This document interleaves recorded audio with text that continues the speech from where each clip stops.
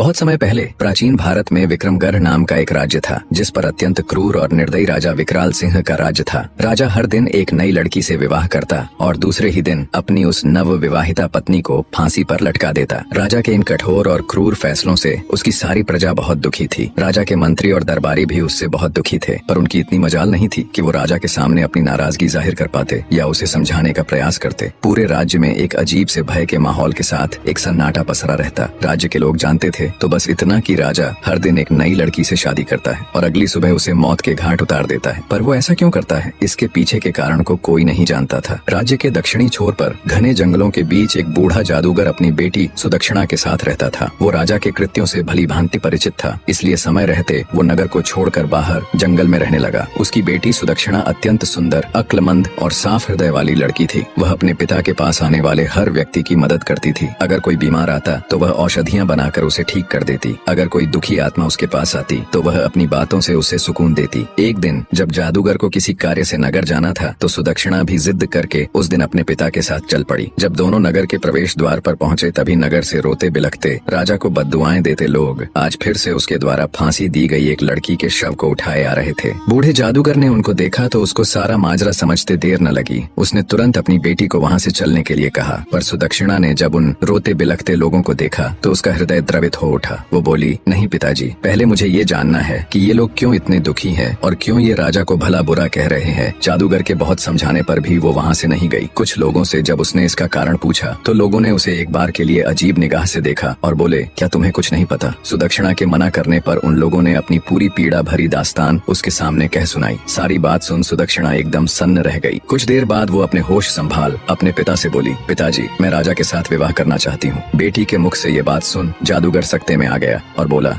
बेटी, क्या तुम पागल हो गई हो जो ऐसी बात कह रही हो? तुमने अभी सुना ना कि राजा दूसरे ही दिन अपनी पत्नी की हत्या करवा देता है। सुदक्षिणा बोली, पिताजी, मुझे अच्छे से पता है मैं क्या कह रही हूँ। आप तो बस मुझे राजा के पास जाने की इजाजत दीजिए। अगर मैं अपनी बुद्धि, करुणा और सत्य के बल पर एक निर्दयी व्यक्ति को बदल सकती हूँ तो यह मेरे जीवन की सबसे बड़ी उपलब्धि होगी, वरना एक दिन मरना तो सभी को है और किसी की मृत्यु राजा के नहीं बल्कि उस ऊपर वाले के हाथ में है। बहुत कहने सुनने पर ना चाहते हुए भी जादूगर को अपनी बेटी की जिद के आगे झुकना पड़ा। उसने भारी हृदय के साथ अपनी बेटी को राजा के पास जाने की इजाजत दे दी। पिता से आज्ञा मिलने पर सुदक्षिणा उनको प्रणाम कर एक दृढ़ निश्चय के साथ राजा के महल की ओर चल पड़ी। आखिर क्यों राजा विवाह के एक दिन बाद ही अपनी नव विवाहिता पत्नी को फांसी पर लटका देता था? शुरू से राजा ऐसा क्रूर और निर्दयी नहीं था। वो एक बड़ा ही नेक दिल और प्रजा को चाहने वाला राजा था। जब वो शादी के लायक हुआ तो उसके पिता राजा नंदसेन ने उसका विवाह रूपवती के साथ कर दिया। रूपवती बिल्कुल अपने नाम की ही तरह अति सुंदर स्त्री थी। राजा विकराल सिंह भी उसके रूप का कायल हो गया। वो दिलोजान से अपनी पत्नी को प्यार करने लगा। सब कुछ ठीक चल रहा था, पर फिर एक दिन ऐसा हुआ कि राजा के पैरों नीचे से जमीन खिसक गई।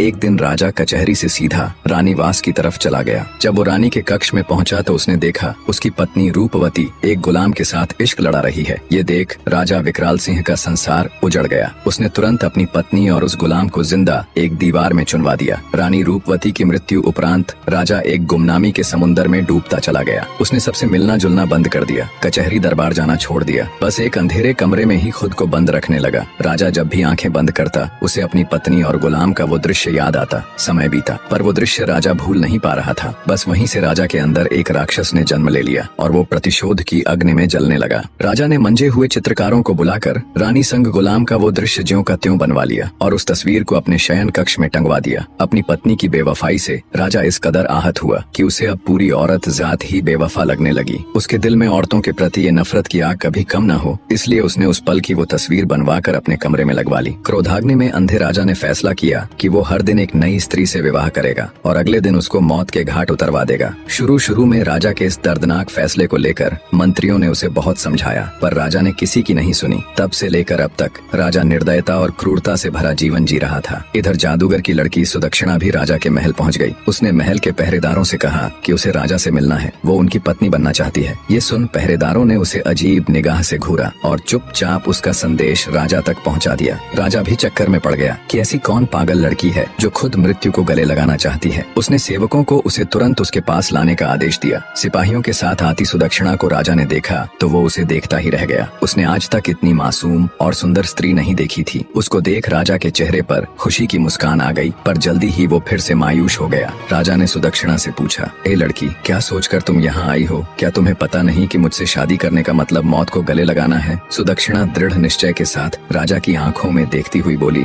हे राजा, मुझे आपके बारे में सब मालूम है। सब कुछ जानकर ही आपसे शादी करने का फैसला किया है। राजा विकराल हैरान होते हुए बोला, ठीक है, अगर तुम सब जानती हो और तुम्हारा यही फैसला है तो मुझे कोई एतराज नहीं। शादी की तैयारी करो, हम कल ही तुमसे विवाह करेंगे। राजा और जादूगर की लड़की का विवाह हो जाता है। जादूगर की लड़की सुदक्षिणा एक रानी और राजा की पत्नी बन जाती है। रात में सुदक्षिणा 16 श्रृंगार कर सुहाग सेज पर बैठकर राजा का इंतजार करती है। जब राजा विकराल सिंह अपने कमरे में आया और दुल्हन के रूप में सजी हुई जादूगर की लड़की को देखा तो वो उसकी खूबसूरती का कायल हो जाता है। पर तभी उसका ध्यान दीवार पर लगी उसकी पत्नी की तस्वीर की तरफ चला गया। उसको देखते ही राजा गुस्से में तमतमा गया। उसकी सभी यादें ताजा हो गईं। राजा को औरतों की बेवफाई याद आ जाती है, पर राजा के दिल के एक कोने में सुदक्षिणा के साहस, उसकी सादगी और रूप को देखते हुए उसके लिए एक अलग ही जगह या कहे इज्जत बन गई थी। राजा ने गुस्से से सुदक्षिणा से कहा, तुमने यह बेवकूफी वाली हरकत क्यों की, ये जानते हुए भी कि कल सुबह तुम्हें हम कत्ल करवा देंगे? नवविवाहिता रानी बड़े ही शिष्टाचार और आदर के साथ बोली, मेरे स्वामी, ये फैसला तो उस ऊपर वाले ने किया है और उसका फैसला मुझे हर हाल में मंजूर है। राजा बोला, सुबह तुम्हारे साथ क्या होगा ये जानते हुए भी? रानी सुदक्षिणा बोली, महाराज, मैं अच्छी तरह जानती हूँ कि सुबह होते ही आप मुझे मरवा देंगे, लेकिन उससे पहले मेरे पास आज की पूरी रात है और मोहब्बत की खुशी को लंबाई से नहीं नापा जाता बल्कि उसकी गहराई देखी जाती है। राजा बोला, तुम्हारी इन दिल फरेब बातों का मेरे ऊपर कोई असर नहीं पड़ने वाला। रानी सुदक्षिणा बड़े स्नेह और मर्यादा के साथ बोली, हे स्वामी, मैं एक रात के लिए ही सही पर आपकी पत्नी तो हूँ, इस नाते इस रात पर मेरा पूरा हक है। सुबह जो आपको करना है आप कर लीजिए। बोली, महाराज, पर अभी के लिए अपने इस गुस्से को त्याग दीजिए और थोड़े शांत हो जाएं। रानी सुदक्षिणा की बात सुन राजा का क्रोध ठंडा पड़ जाता है और वो आराम से कमरे में रखी एक कुर्सी पर बैठ जाता है। रानी सुदक्षिणा बोली, महाराज, आज की रात आपका दिल बहलाने के लिए मैं आपको क्या सुनाऊं? कोई किस्सा सुनाऊं, कोई शेर और शायरी सुनाऊं या फिर कोई गाना सुनाऊं? राजा बोला, तुम मेरी एक रात की पत्नी हो और इस रात पर तुम्हारा पूरा हक है। चलो तुम कोई किस्सा सुना दो। रानी बड़े अदब से राजा को जी महाराज के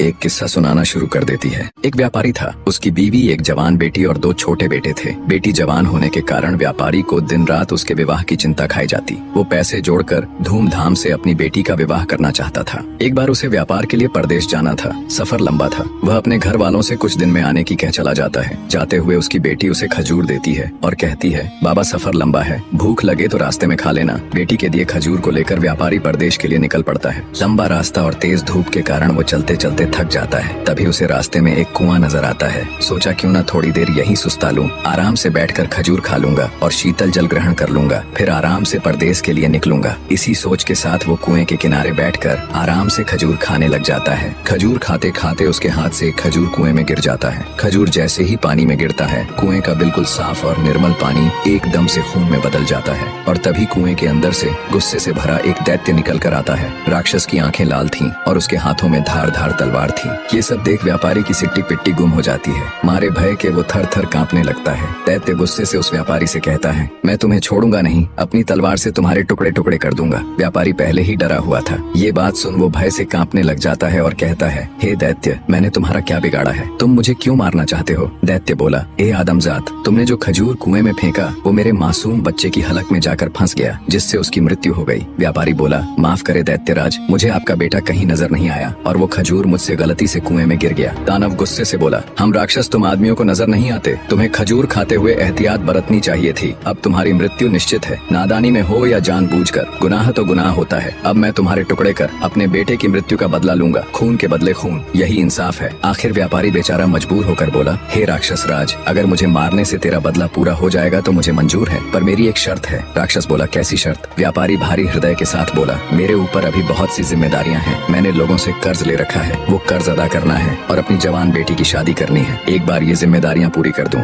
उसके बाद बाद मैं खुद तुम्हारे पास आ जाऊंगा, फिर तुम बेशक अपना बदला पूरा कर लेना। ये सुन राक्षस सोच में पड़ जाता है। इतनी कहानी कहते कहते सवेरा हो जाता है और रानी किस्सा सुनाना बंद कर देती है। राजा बोला, तुम चुप क्यों हो गई? मुझे बताओ कि राक्षस ने व्यापारी को मार दिया या फिर उसे उसके कहे अनुसार कुछ समय की मोहलत दे दी। रानी बोली, महाराज, रात खत्म तो बात खत्म, अब सुबह हो चुकी है और मेरे मरने का वक्त आ गया है। राजा बोला, लेकिन मुझे कम से कम इतना तो बता दो कि राक्षस ने उसे मारा या छोड़ दिया। रानी बोली, हे राजा, कहानी बहुत लंबी है, पूरी बताने के लिए वक्त की जरूरत है और अब वक्त खत्म हो चुका है। ये सुन राजा सोच में पड़ जाता है। कुछ सोचकर राजा जब अपनी नवविवाहिता रानी से कहता है, तुम चिंता मत करो, हम वक्त को रोक देंगे, हम तुम्हें एक दिन की जिंदगी और प्रदान करते हैं, अब तुम किस्सा सुनाओ। तब रानी बोली, नहीं मेरे सरताज, किस्से तो रातों को सुनाए जाते हैं, सुबह का वक्त हो चला है, आप अपने राजसी कार्य कीजिए, आगे का किस्सा तो मैं रात को ही सुनाऊंगी। ये सुन राजा सोचता है, कितनी ही लड़कियां मेरे पास आईं और मौत के घाट उतार दी गई। सबके चेहरे पर मौत का भय साफ नजर आता था, पर इसके चेहरे पर तो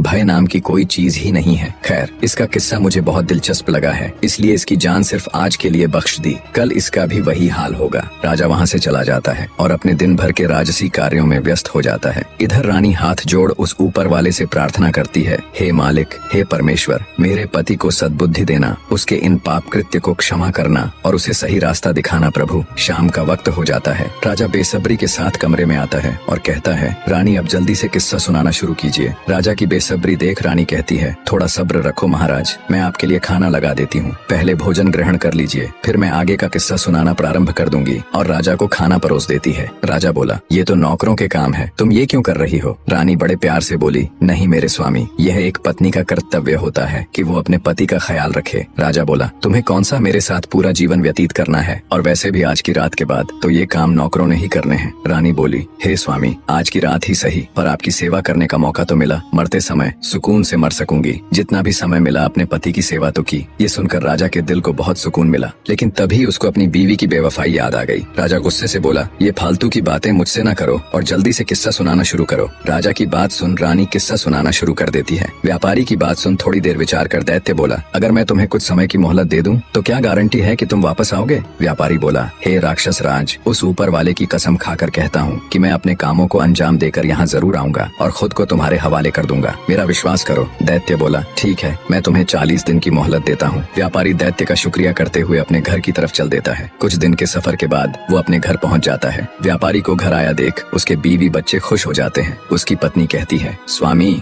आप थक गए होंगे, हाथ मुंह धो ले, मैं अभी आपके लिए खाना लगाती हूँ। इस बार पता नहीं क्यों मेरा दिल बहुत घबरा रहा था, शुक्र है उस ऊपर वाले का, आप सही सलामत घर आ गए। बीवी के मुख से ये बातें सुन अंदर ही अंदर व्यापारी का हृदय पीड़ा से तड़प उठा। सोचा, जब हमेशा के लिए जाऊंगा तो मेरे बीवी बच्चों का क्या होगा? व्यापारी ने कागज के अंदर अपनी जिंदगी के बचे हुए दिन लिखे होते हैं। धीरे धीरे समय निकलता जा रहा था और व्यापारी के जिंदगी के दिन भी उसने अपनी बेटी के लिए योग्य रिश्ता देख उसकी शादी कर उसे विदा कर दिया। खुशी के साथ साथ व्यापारी अंदर से दुखी भी था, क्योंकि आज उसकी अंतिम रात थी। कल का दिन तुम्हारा आखिरी दिन है, कल वो दैत्य तुम्हारे टुकड़े टुकड़े कर देगा। व्यापारी बिस्तर में पड़ा पड़ा यही सब सोच रहा था। नींद उसकी आंखों से कोसों दूर थी। उसे रह रहकर ये बात खाए जा रही थी कि उसके मरने के बाद उसकी बीवी और बच्चों का क्या होगा। दुखी हृदय के साथ व्यापारी उठकर बैठ जाता है और सिसक सिसक कर रोने लगता है। उसके रोने की आवाज सुन उसकी पत्नी भी उठ जाती है। व्यापारी को ऐसे रोता देख वो घबराकर उससे पूछती है, क्या हुआ स्वामी, आप रो क्यों रहे हो? व्यापारी पहले तो बात को टालने की कोशिश करता है, पर जब उसकी पत्नी ने ज्यादा जोर देकर पूछा तो वो टूट जाता है और सारा किस्सा अपनी पत्नी को रोते रोते कह सुनाता है। सारी बात सुन व्यापारी की पत्नी का कलेजा मुंह को आ जाता है। वो तड़प उठती है और कहती है, स्वामी, आपकी जगह पर मैं उस दैत्य के पास जाऊंगी, मुझे चाहे कुछ भी हो जाए, चाहे वो दैत्य बेशक मेरी जान ही ले ले, पर मैं आपको कुछ भी नहीं होने दूंगी। राजा किस्से के बीच में ही बोल पड़ता है, वाह क्या औरत है, ऐसी औरत भी दुनिया में होती है। ऐसी नेक और वफादार बीवी की दहलीज पर तो फरिश्ते भी अपना सिर झुकाएं। रानी बोली, बिल्कुल ठीक कहा महाराज, कुछ बदकार औरतें होती हैं जिनकी वजह से सभी औरतों पर उंगली उठाई जाती है और सबको एक जैसा समझा जाता है। यह सुनकर राजा सोच में पड़ जाता है। रानी आगे का किस्सा सुनाना शुरू कर देती है। व्यापारी अपनी पत्नी को समझाता है और कहता है, ऐसी बात मत करो प्रिय, मेरे होते हुए अगर तुम्हें कुछ हो जाए तो धिक्कार है मेरे ऊपर। तुमने ये कह भी कैसे दिया कि तुम मेरी जगह उस राक्षस के पास चली जाओगी? गलती तो मुझसे हुई है और इस गलती की सजा सजा तो मुझे ही भोगनी पड़ेगी। तुम मेरे बच्चों का ख्याल रखना, उन्हें मेरी कमी कभी महसूस मत होने देना। व्यापारी अपनी पत्नी को खूब समझाता है। ऐसे ही बातों बातों में रात निकल जाती है और सुबह हो जाती है। व्यापारी भारी हृदय के साथ अपने छोटे बच्चों और बीवी को गले लगाकर उनसे विदाई ले सफर के लिए चल पड़ता है। लंबा रास्ता तय कर वो उसी जगह पहुंच जाता है जहां उसे वो दैत्य मिला था। व्यापारी दैत्य को आवाज देता है, हे राक्षस राज, मैं तुम्हारे पास आ गया हूँ। मेरे 40 दिन पूरे हो गए हैं, आओ और मेरी जान लेकर अपना बदला पूरा कर लो। व्यापारी की बात सुन दैत्य बाहर आता है और व्यापारी को कहता है, तुम बहुत बहादुर हो जो इस तरह खुद मेरे पास मौत के मुंह में आ गए, लेकिन ए आदमजात, मैं तुम्हें मारूंगा नहीं क्योंकि मैं तुम्हें माफ कर चुका हूँ। दैत्य आगे कहता है, जब तुमने मुझसे समय मांगा था तब मुझे तुम्हारे ऊपर यकीन नहीं था, इसलिए उसी दिन से मैं तुम्हारा पीछा कर रहा था। तुमने जो कुछ कहा था वो बिल्कुल सत्य था। अब जाओ और अपने बीवी बच्चों को संभालो, तुम्हारे बिना उनका रो रो कर बुरा हाल है। दैत्य के मुख से ये बातें सुन व्यापारी की खुशी का ठिकाना नहीं रहा। उसने उस दैत्य का हाथ जोड़ शुक्रिया किया। किस्सा जब समाप्त हुआ तब तक राजा पूरी तरह भावुक हो चुका था। वो अब रानी की तरफ प्यार भरी नजरों से देख रहा था। रानी बोली, हे महाराज, सभी औरतें बिल्कुल भी एक जैसी नहीं होती और जब तक आप उस तस्वीर को अपने कमरे से नहीं हटा दोगे तब तक आपकी पीड़ा कभी कम नहीं होगी और आप हर औरत को बदकार ही समझेंगे। इतना सुन राजा अपनी बेवफा पत्नी की वो तस्वीर फाड़कर उसे नष्ट कर देता है और रानी के हाथों को अपने हाथ में लेकर कहता है, हे रानी, आज तुमने मेरा हृदय परिवर्तित कर दिया। मुझ पापी से पता नहीं कितने पाप हुए हैं। हे रानी, तुम धन्य हो, आज तुमने मेरी आंखें खोल दी।